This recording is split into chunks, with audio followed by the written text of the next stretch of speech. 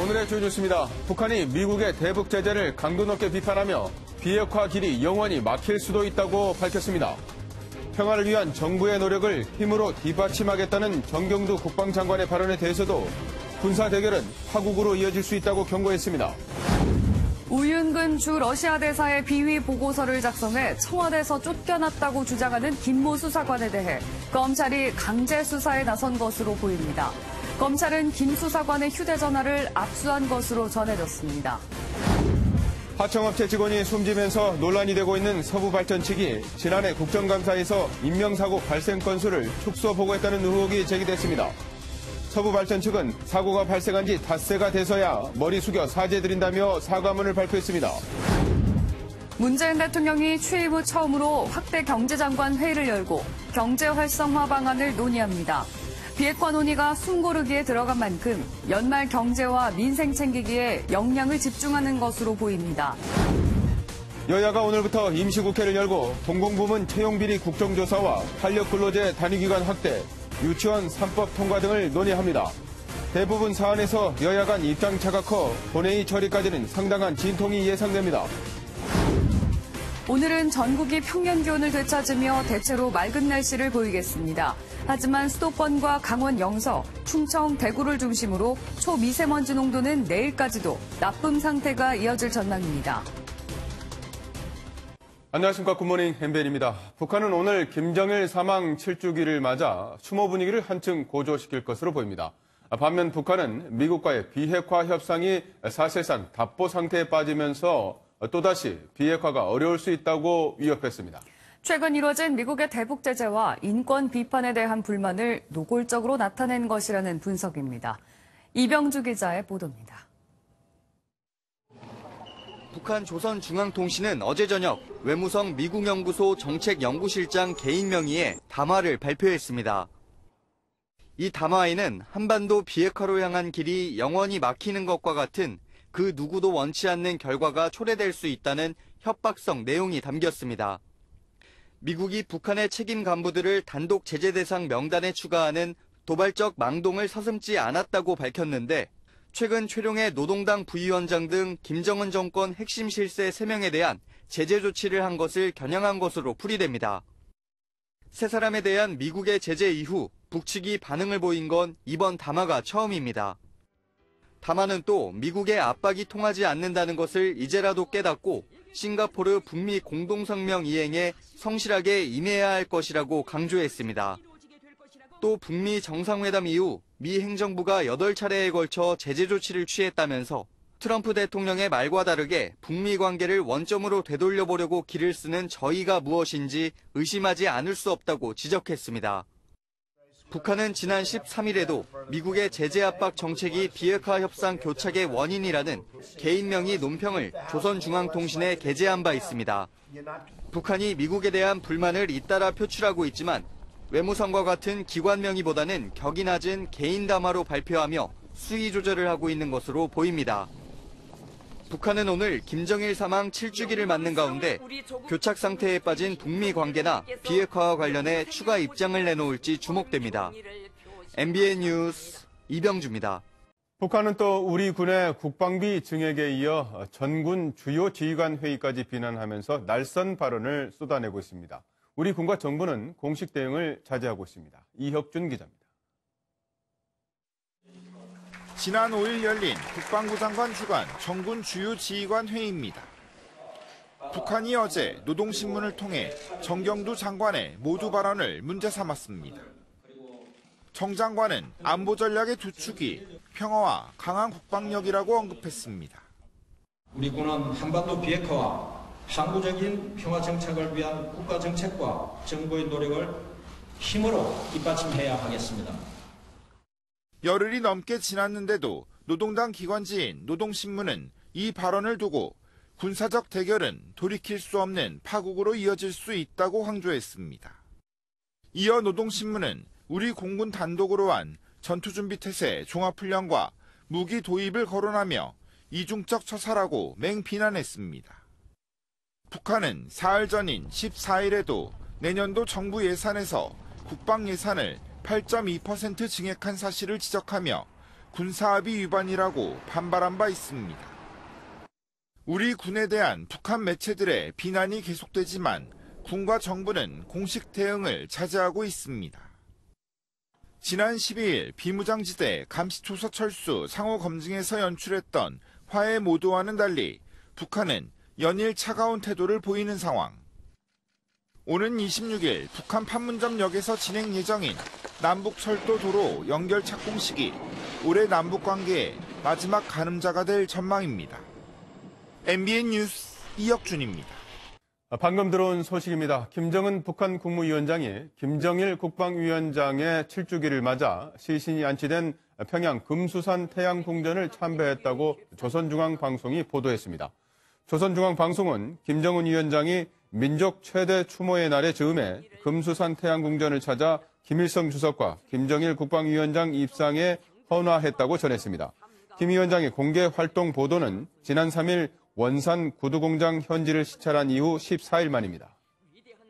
청와대 특별감찰관과 관련된 여진이 계속되고 있습니다. 전 특감반원 김모 씨가 우윤근 주 러시아 대사와 관련된 폭로를 하면서 청와대 조국 수석과 임종석 비서실장을 거론했는데요. 이에 대해 조 수석은 6년 전 첩보 재탕이란 기사를 SNS에 게재하며 간접적으로 반박했고 당사자인 우 대사도 MBN 취재진에게 관련 의혹을 해명했습니다. 최중락 기자입니다.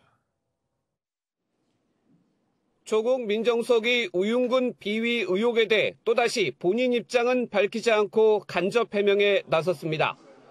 폭로가 불거진 첫날 SNS에서 궁지에 몰린 미꾸라지 한 마리가 개울물을 온통 흐리고 있다는 윤영찬 홍보석의 브리핑 내용을 올렸습니다. 어제는 우윤근 의혹 실체는 6년 전 소문 재탕 첩보라는 기사를 게재했습니다. 우 대사에 대한 비위 의혹을 보고했다가 쫓겨났다는 전 특감반원 김모 씨의 주장에 대해 우회적으로 반박한 겁니다. 임종석 비서실장은 비위 첩보를 보고받았는지 여부에 대해 우 대사와 엇갈린 해명을 한다는 의혹이 불거졌습니다. 이에 대해 러시아 출국을 앞둔 우 대사는 MBN 취재진에게 적극적으로 해명했습니다. 우 대사는 검증 과정에서 비위 첩보와 관련된 것이 있었다고 먼저 얘기를 하니 임 실장이 검증 과정에 관여할 수 없다라는 답변을 해왔다고 당시 상황을 설명했습니다.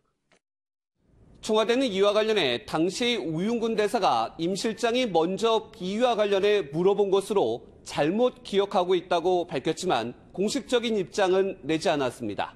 MBN 뉴스 최중락입니다. 이런 가운데 대검찰청은 청와대 특별감찰반 파견 시절 비위 의혹으로 감찰을 받아온 김모 검찰 수사관을 피의자 신분으로 전환해 강제 수사를 시작했습니다. 대검은 김 수사관이 제출을 거부한 휴대전화에 대해 영장을 받아 압수한 것으로 알려졌습니다. 김 수사관은 경찰청 특수수사과를 찾아가 지인인 건설업자 최모 씨의 뇌물 사건 관련 수사 진척 상황을 묻고 다른 특감 반원들과 함께 골프를 치고 향응을 받았다는 의혹을 받고 있습니다. 태안화력발전소에서 근무하다 숨진 비정규직 하청업체 노동자 고 김용균 씨의 유족이 유품을 공개했는데요. 열악하기만 했던 김 씨의 작업 환경이 그대로 드러나서 사람들의 마음을 아프게 했습니다. 그런데 태안화력발전소가 불과 2달 전 안전검사에서 합격 판정을 받은 것으로 확인돼 부실한 안전검사가 사고의 원인일 수 있다는 지적이 나오고 있습니다. 김영현 기자입니다. 말끔한 새 양복이 어색한 듯 수줍게 웃고 있는 고 김용균 씨. 지난 9월 생애 첫 직장에 출근하면서 집에서 찍은 모습입니다. 직원 대기실에서 발견된 김 씨의 유품인 컵라면과 과자는 빠듯한 작업 시간을 짐작케 합니다. 안전장치도 없는 그런 곳에서 내 아들을 그런 곳에 보냈다는 게 후회를 많이 했습니다. 하청업체 소속 노동자였던 김 씨의 죽음은 비용을 줄이다 보니 안전이 위협받는 이른바 위험의 외주화가 원인으로 지목되고 있습니다. 2년 전 현장 근무 인력 3명이 줄어 2인 1조가 안 돼 혼자 근무하게 됐고 석탄 처리 업무는 재하청으로 이루어졌습니다. 2년 전 구의역 사고 때 여야 위원들이 위험의 외조화 방지법을 줄줄이 발의했지만 처리된 법안은 한 건도 없습니다. 여야가 정치 공방하느라고 한 발자국도 못 나가고 있습니다. 그냥 국회에 있습니다. 태안 화력발전소에서 사고가 난 작업장을 포함해 모든 컨베이어 벨트가 2달 전 안전검사에서 합격 판정을 받아 부실검사 의혹도 커지고 있습니다. MBN 뉴스 김영현입니다. 한국서부발전이 그동안 하청업체 직원들의 인명사고 발생 건수를 국회에 축소 보고한 정황도 드러났습니다. 사고 발생 닷새 만에 사과문이 나왔지만 고 김용균 시민대책위는 반발하고 있습니다. 정주영 기자입니다. 그와 같은 석탄 설비 공간에는 아예 무인화를 한다라든지 원천적으로 사고를 예방할 수 있는 그런 방법을 찾아보도록 하겠습니다. 태안 화력발전소의 원청업체인 한국서부발전 김병숙 사장은 지난 14일 국회에 나와 2인 1조 근무 지침이 잘 시행되지 않았다고 시인했습니다. 그런데 서부발전은 그동안 하청업체 직원들의 사망사고를 국회에 축소 보고한 것으로 드러났습니다. 지난해 국회에 제출한 발전소 사고 사상자 현황을 보면 2011년과 2016년 4명의 사망자는 빠졌습니다. 외부로 알려지지 않은 사고가 더 있을 것이란 추정이 가능한 대목입니다. 서부발전은 고 김용균 씨가 숨진 지 닷새 만에 사과문도 내놨습니다. 서부발전은 일요일인 어제 저녁 7시 임직원 명의로 출입 기자단에게 보낸 이메일에서 고인의 명복을 빌며 국민 여러분께 머리 숙여 사죄드린다고 밝혔습니다. 또 이와 같은 사고가 재발되지 않도록 다시 한번 꼼꼼히 점검하고 확인하여 사업장 전 영역을 철저히 개선하겠다고 강조했습니다. 고 김용균 시민대책위는 즉각 반발했습니다. 사과는 피해자에게 직접 하는 것이 기본이며 방법부터 틀린 사과라며 당신 자식이었어도 이렇게 위험한 곳에서 일하게 했을 겁니까란 질문에 답하고 사과하라고 주장했습니다. 고 김용균 시민대책위는 오늘 오후 2시 청와대 분수대 앞에서 기자회견을 열어 앞으로의 활동 계획을 발표합니다. MBN 뉴스 정주영입니다. 밤사이 사건 사고 소식입니다. 어젯밤 경부고속도로를 달리던 외제 스포츠카가 전복돼서 1시간 정도 교통정체가 빚어졌습니다. 부산 해운대의 한 방파제에서는 30대 여성이 발을 헛디뎌서 물에 빠지는 사고가 있었습니다. 이현재 기자입니다. 도로 위에 흰색 외제 스포츠카 한 대가 완전히 뒤집힌 채 누워 있습니다. 어젯밤 10시쯤 경부고속도로 부산 방향 주감휴게소 인근 도로를 달리던 스포츠카 한 대가 갑자기 중앙분리대를 들이받은 뒤 전복됐습니다. 이 사고로 운전자 42살 서모 씨가 부상을 입고 병원으로 이송됐지만 다행히 생명에는 지장이 없는 것으로 전해졌습니다. 사고 이후에 뒤집힌 차량을 옮기고 현장을 정리하느라 주감휴게소 인근 교통이 1시간가량 정체됐습니다. 경찰은 곡선 구간을 달리던 차량이 빙판길에 미끄러지면서 사고가 발생한 것으로 보고 정확한 사고 원인을 조사하고 있습니다. 119 구조대원들이 실종 여성을 들것에 단단히 고정합니다. 그리고 사다리를 이용해 들것을 도로 위로 끌어올려 안전하게 구조해냅니다. 어젯밤 10시쯤 부산 해운대구 마린시티 인근 방파제 테트라포드에서 한 30대 여성이 발을 헛디뎌 추락하는 사고가 발생했습니다.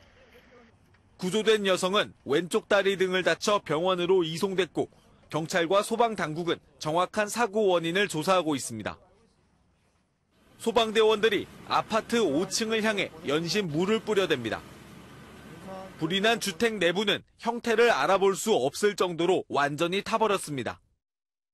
주택 내부에서는 거주자로 추정되는 50대 남성의 시신이 발견됐습니다. 불은 20여 분 만에 꺼졌지만 아파트 주민들이 긴급 대피하는 소동도 벌어졌습니다. 경찰과 소방당국은 정확한 화재 원인과 사망자의 사망 원인을 조사하고 있습니다.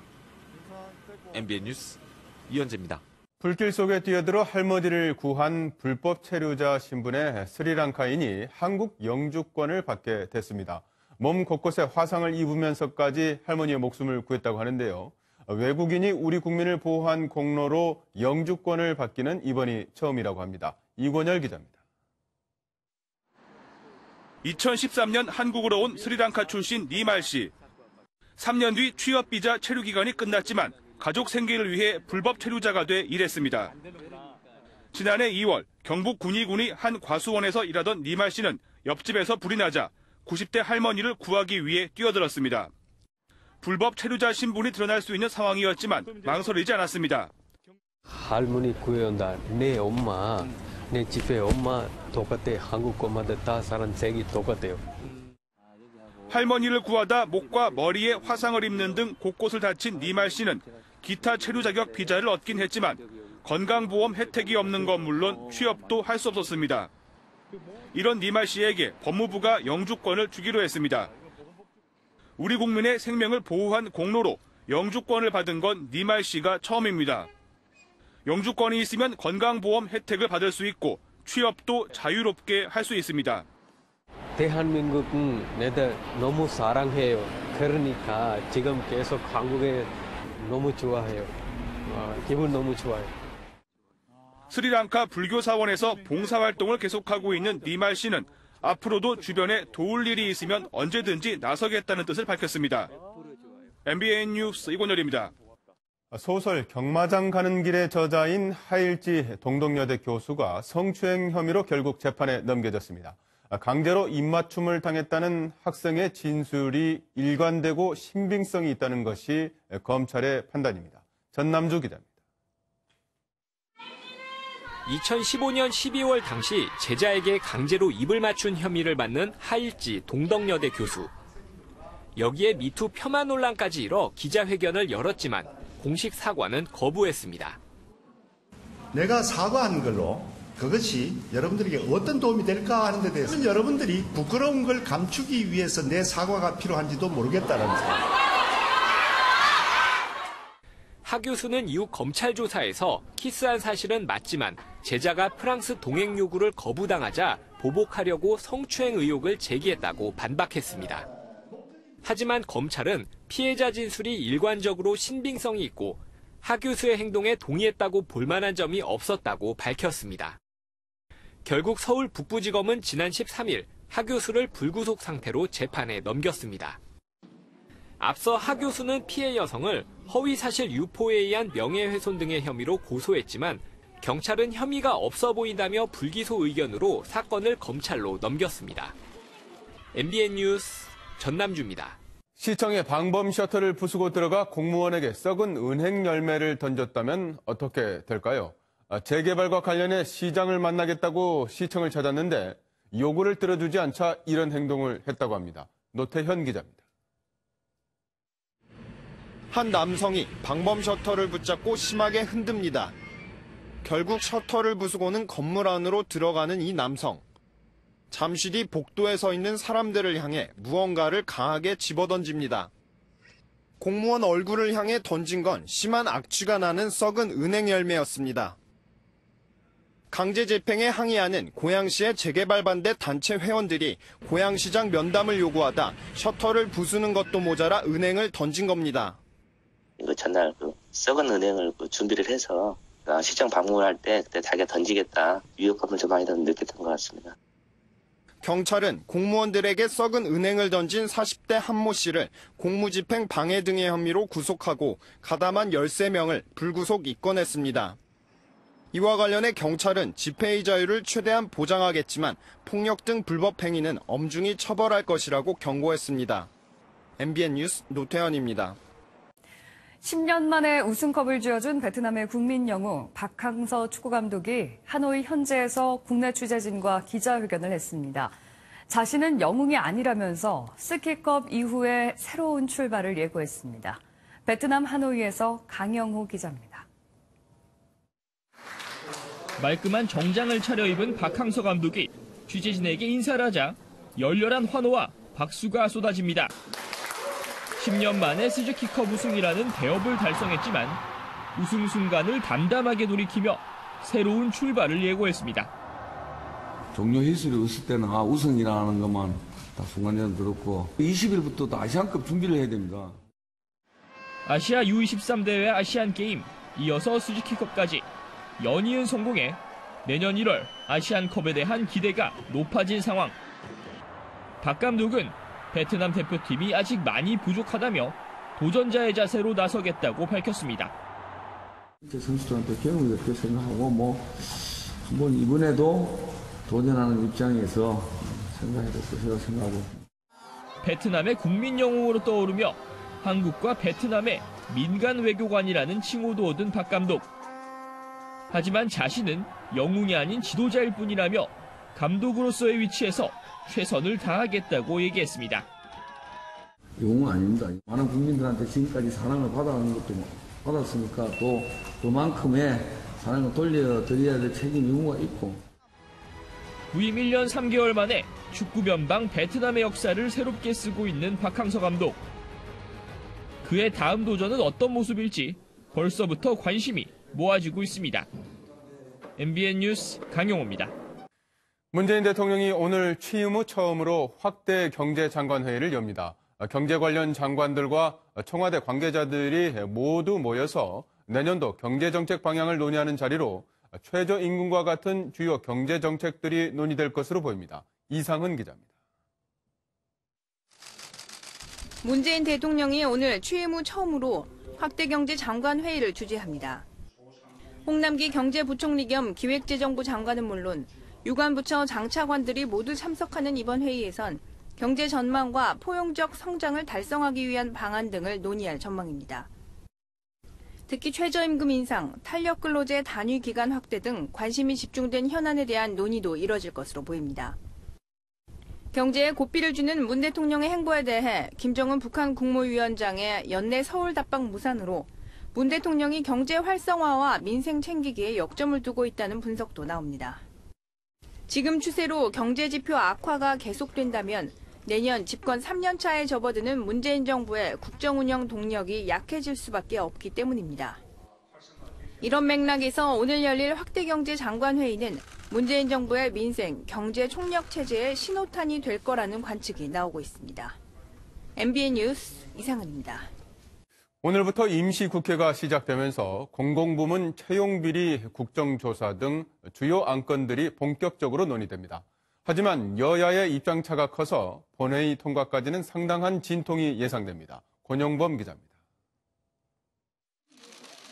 지난 14일 문희상 국회의장과 만나 12월 임시국회 소집에 합의한 여야 5당 원내대표.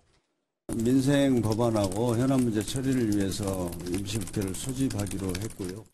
오늘부터 원내 수석부 대표들은 실무 협의에 들어가 상임위원회 차원의 논의를 본격적으로 시작할 예정입니다.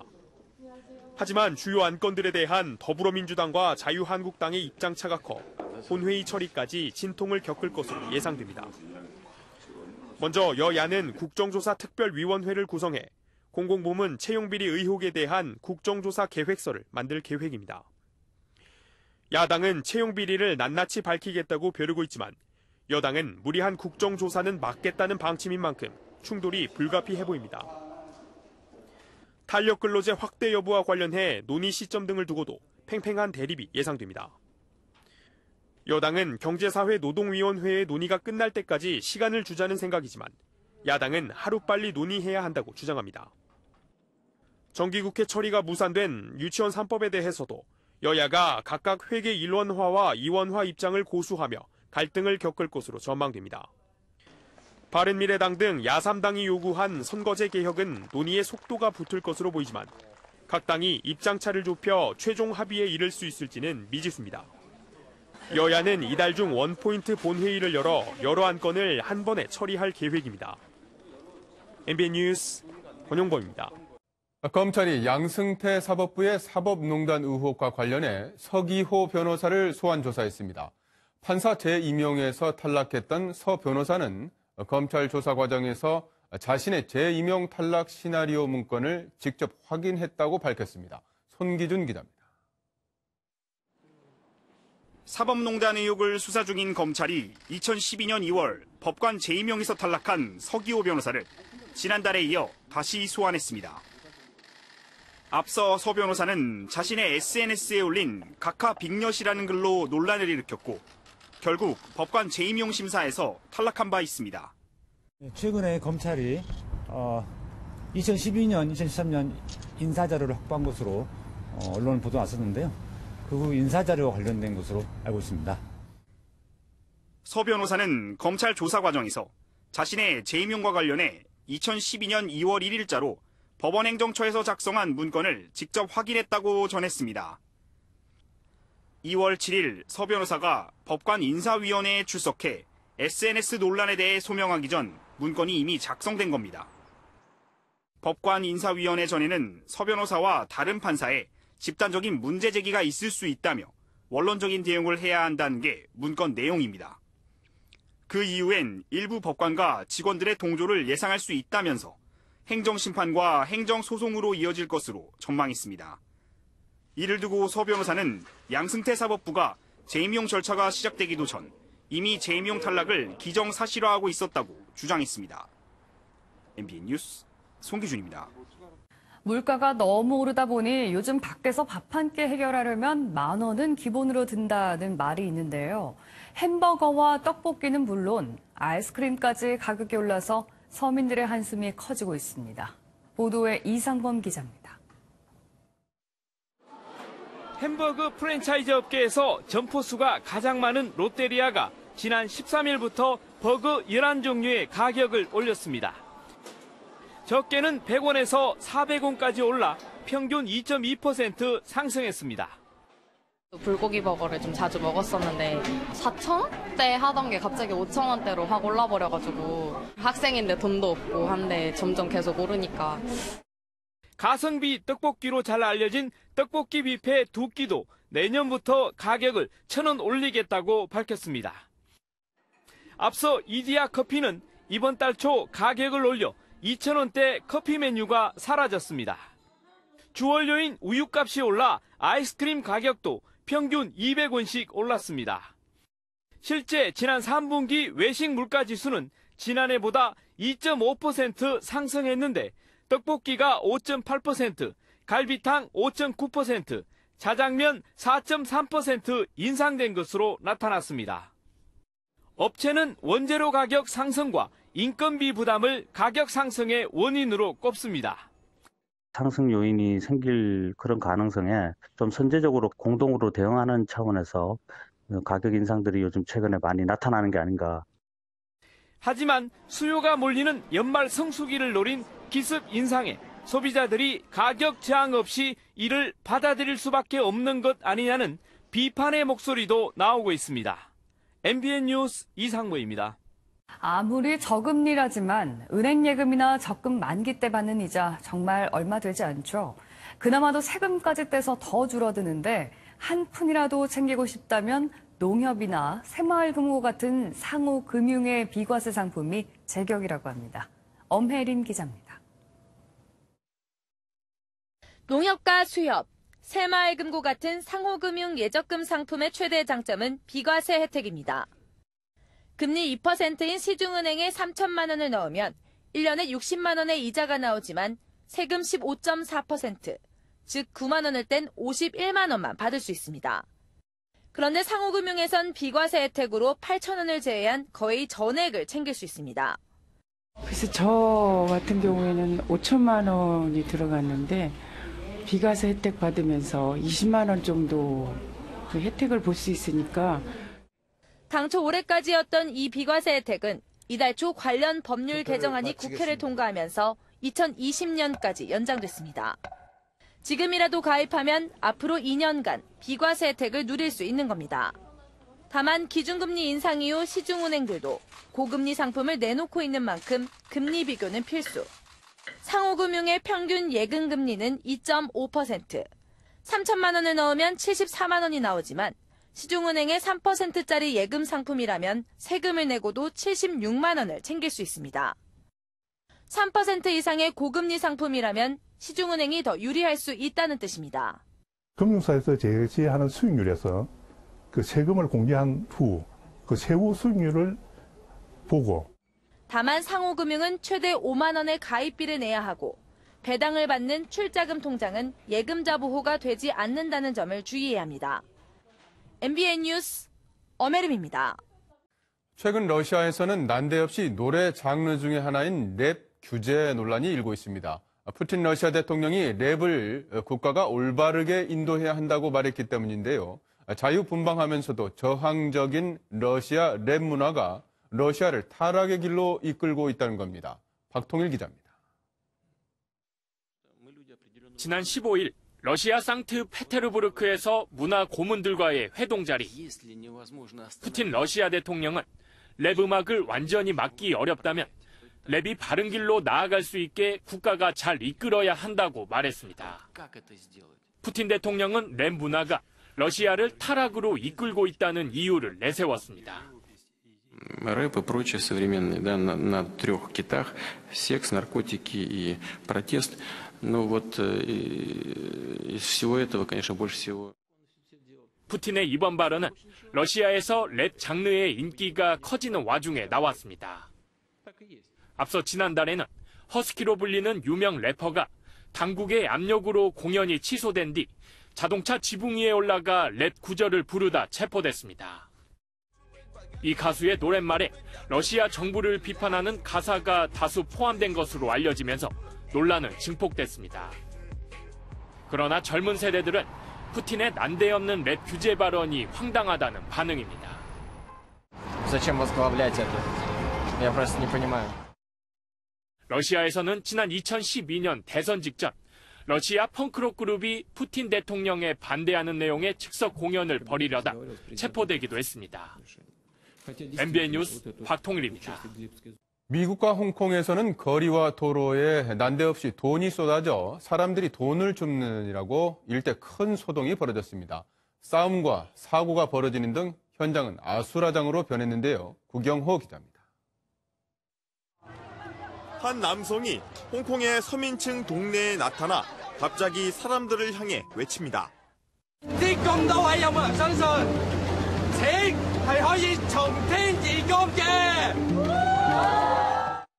그러더니 실제로 하늘에서 돈이 떨어지기 시작하고 사람들은 돈을 주우려고 아우성입니다. 3분간 이어진 돈벼락. 일부는 돈을 줍기 위해 상점 위나 지붕 위로 올라갔고 더러는 더 많은 돈을 줍기 위해 싸움을 벌이기도 했습니다. 경찰이 뒤늦게 출동하고 나서야 소동은 진정됐는데 뿌려진 돈은 100 홍콩달러, 우리 돈 15,000원권 지폐가 대부분이었고 1,000 홍콩달러도 있었습니다. 돈을 뿌린 사람은 암호화폐 사업을 하는 한 기업의 젊은 소유주로 기업 홍보를 위한 목적이었습니다. 홍콩 당국은 공공장소에서 무질서를 초래할 경우 최고 12개월의 징역형에 처해질 수 있다면서 이 기업가를 체포했습니다. 미국 뉴저지 고속도로 위에도 돈다발이 떨어졌습니다. 지난 13일 달리던 현금 수송 차량에서 51만 달러, 우리 돈 5억 7천만 원이 든 상자가 도로에 떨어지면서 발생한 일입니다. 아침 출근 시간에 사람들이 차를 세우고 돈을 줍느라 교통 혼잡이 벌어졌고 2건의 충돌 사고가 벌어지기도 했습니다. MBN 뉴스 구경호입니다. 요즘 10대와 20대 젊은이들 사이에선 복고 열풍이 한창이라고 합니다. 일부러 복고풍으로 꾸민 카페를 찾아가고 아예 개화기 시절의 옷을 빌려 입기도 한다고 하는데요. 조희로 기자가 다녀왔습니다. 곳곳에서 반짝거리는 자개장식. 이제는 할머니 집에서도 보기 어려운 자개장이 있는 이곳은 다름 아닌 카페입니다. 촌스러운 조명 장식에 낡은 턴테이블에서 흘러나오는 LP 음악까지.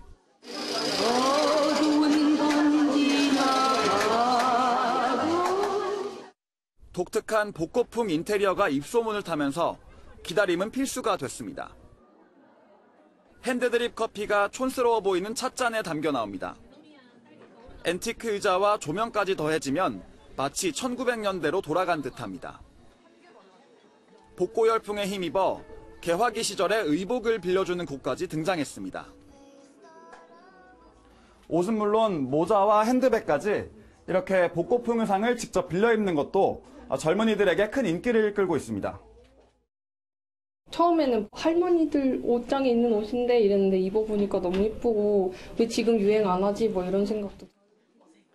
당시를 경험해보지 못한 젊은이들이 복고 열풍을 이끌면서 새롭다는 뜻과 복고라는 뜻이 합쳐진 뉴트로라는 신조어도 탄생했습니다. 디지털 네이티브인 요즘 Z세대들에게는요, 아날로그한 감성, 예전의 것들이 굉장히 참신하고 신기해 보이는 경향이 이런 것들에 열광을 하면서 뉴트로가 유행이 되고 있는 거예요. 젊은이들의 복고 열풍. 경험해보지 못한 시절을 즐기는 또 하나의 방법입니다. MBN 뉴스 조희로입니다. 18일 동안 진행된 남북 경의선, 동해선 철도 북측 구간에 대한 공동조사가 오늘 모두 종료됩니다. 지난 8일 방북해 열흘간 공동조사에 참여했던 남측 조사단원 28명은 오늘 낮 남측으로 귀환할 예정입니다. 조사단원들은 금강산역에서 두만강역까지 총 800km 구간을 이동하며 북측 관계자들과 함께 철로와 시설 등을 살펴봤습니다. 새로운 한 주의 시작입니다. 월요일 아침 큰 추위 걱정은 없는데요. 이 틈을 타고 미세먼지가 말썽을 부리고 있습니다. 현재 인천에서는 초미세먼지 주의보가 내려진 가운데 남해안을 제외한 전국 곳곳에서 먼지 농도가 짙게 나타나고 있습니다. 현재 서울의 초미세먼지 수치는 68 마이크로그램을 가리키고 있습니다. 계속해서 중국발 스모그가 유입되면서 오늘 전국 곳곳에서 미세먼지 농도 나쁨 수준이 예상됩니다. 오늘 나오실 때에는 반드시 황사용 마스크 챙겨 나오셔야겠습니다. 한편 동해안의 대기는 무척 건조합니다. 건조주의보가 내려져 있는데요. 해안가를 따라서는 오늘 바람도 강하게 불어 불씨 관리에 더 신경을 써주셔야겠습니다. 지금 경기 남부와 충청 북부에서는 눈이 날리거나 빗방울이 떨어지고 있습니다. 오전까지 충청과 전북에서는 1cm 미만의 눈이나 5mm 미만의 비가 조금 더 오겠습니다. 그 밖에 전남과 경북 북부, 제주에서도 선발적으로 빗방울이나 눈발이 날릴 수 있겠습니다. 낮 동안에는 대체로 맑겠습니다. 출근길 영남과 서쪽 지역에서는 안개도 짙게 끼어 있어 조심하셔야겠습니다. 이 시각 기온 서울 영하 0.1도, 대전 2도, 광주 0.3도로 크게 춥지 않습니다. 낮 기온도 어제보다 오르겠습니다. 서울 5도, 전주와 대구 8도, 광주 9도가 예상됩니다. 당분간 한파 수준의 추위는 없겠습니다. 목요일에는 전남과 경남, 제주에서 비 소식이 들어있습니다. 지금까지 여의도 환승센터에서 날씨 전해드렸습니다. 다음은 화제 영상입니다. 여기 특별한 목표를 위해 아름다운 도전에 나선 이가 있습니다. 언제나 도전엔 용기가 필요한 법이죠. 이 경우는 더더욱 그렇습니다.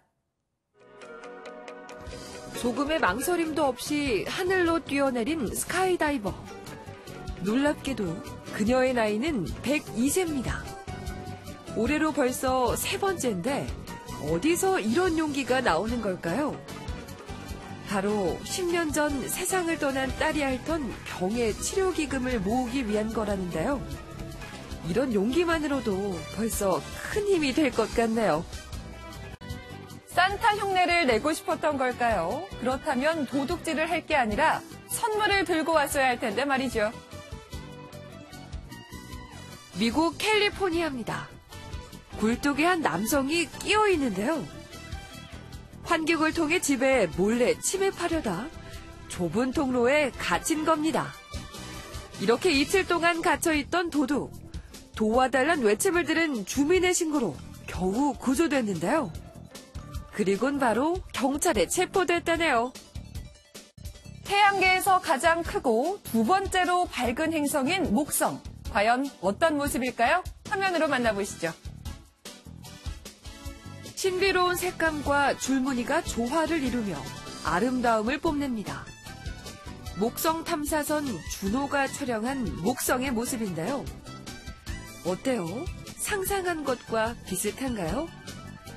발사 5년 만인 2016년 7월 목성 궤도에 진입한 준호는 목성의 온도와 수분 함량, 대기 구성 등 목성의 모든 것을 탐사하고 있다네요. 지금까지 굿모닝 월드였습니다.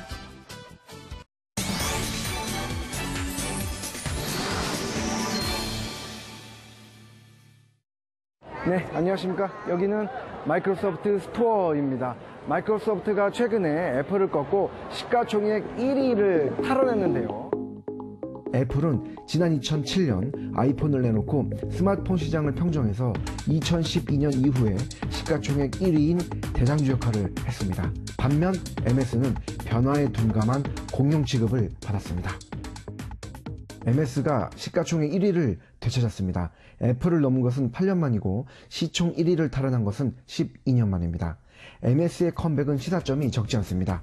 한때 선두기업이라 하더라도 쇠락한 이후에 상장 폐지되거나 GE처럼 정크본드 수준으로 내려가는 회사도 있는 것을 보면 MS의 1위 재탈환은 미국 기업 역사에서도 이례적인 사례로 평가받고 있습니다.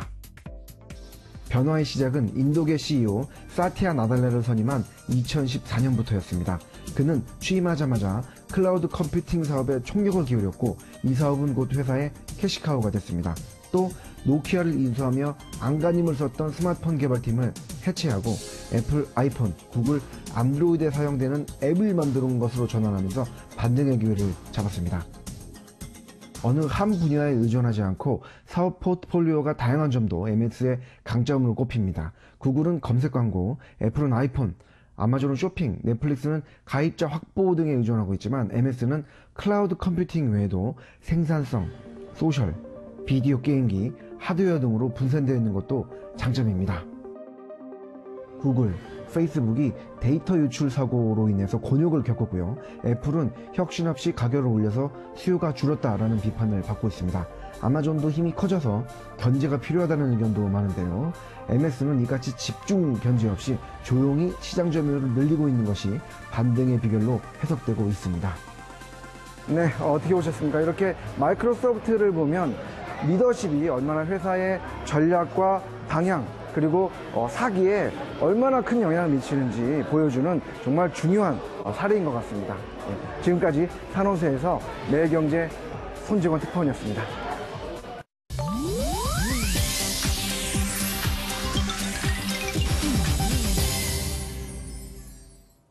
인터넷상에선 어떤 소식들이 화제일까요? 인터넷 와글와글입니다. 눈의 도시로 알려져서 요즘 같은 겨울철이면 여행객들이 특히 많이 찾는 곳이죠. 일본 삿포로에서 한 식당에 폭발이 일어나 40여 명이 다치는 일이 일어났습니다. 어제 저녁 한 술집 건물이 폭발한 뒤 형체를 알아볼 수 없을 정도로 무너져 내렸는데요. 이 사고로 한 명이 얼굴에 화상을 입는 등 크게 다쳤지만 다행히 생명에는 지장이 없는 것으로 알려졌습니다. 현지 경찰은 근처에서 가스 냄새가 나는 것으로 미뤄 가스 폭발 사고로 추정하고 상황을 조사 중입니다. 내년부터 일본 여행을 갈 땐 하나로 돈 10,000원씩을 더 챙기셔야겠습니다. 일본이 다음 달 초부터 해외로 떠나는 자국민은 물론 외국인에게 약 10,000원의 출국세를 부과하기로 했는데요. 관광차 일본을 찾는 여행객들도 마찬가지. 일본이 출국세를 받기로 한 건 매년 늘어나는 관광객 때문인 것으로 알려졌습니다. 일본 정부는 이 세금으로 약 5천억 원의 추가 세 수입을 기대하고 있습니다. 승객인 척 비행기에 탔다가 아이돌 얼굴을 보고 티켓을 환불하는 극성 팬이 기승입니다. 그제는 중국과 홍콩의 한류 아이돌 그룹 극성 팬으로 인해서 여객기에 타고 있던 승객 360명이 강제로 내리는 일이 일어났는데요. 이륙 직전 급한 일이 있다면서 갑자기 비행기에서 내리겠다고 한 극성 팬들.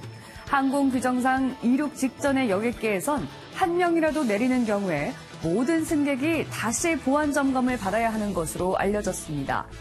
아이돌 얼굴만 쏙 보고 온 뒤 급기야 티켓 환불까지 받아냈다는 이들. 애꿎은 다른 승객들만 1시간씩 손해였다네요. 이집트에서는 극성 관광객들로 골머리를 앓고 있습니다. 세계 7대 불가사의 피라미드를 찾은 관광객들의 몰지각한 인증샷 때문인데요.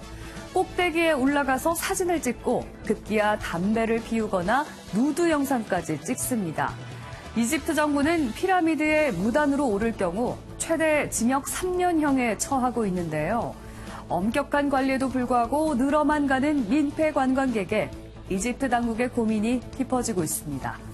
인터넷 마글마글이었습니다.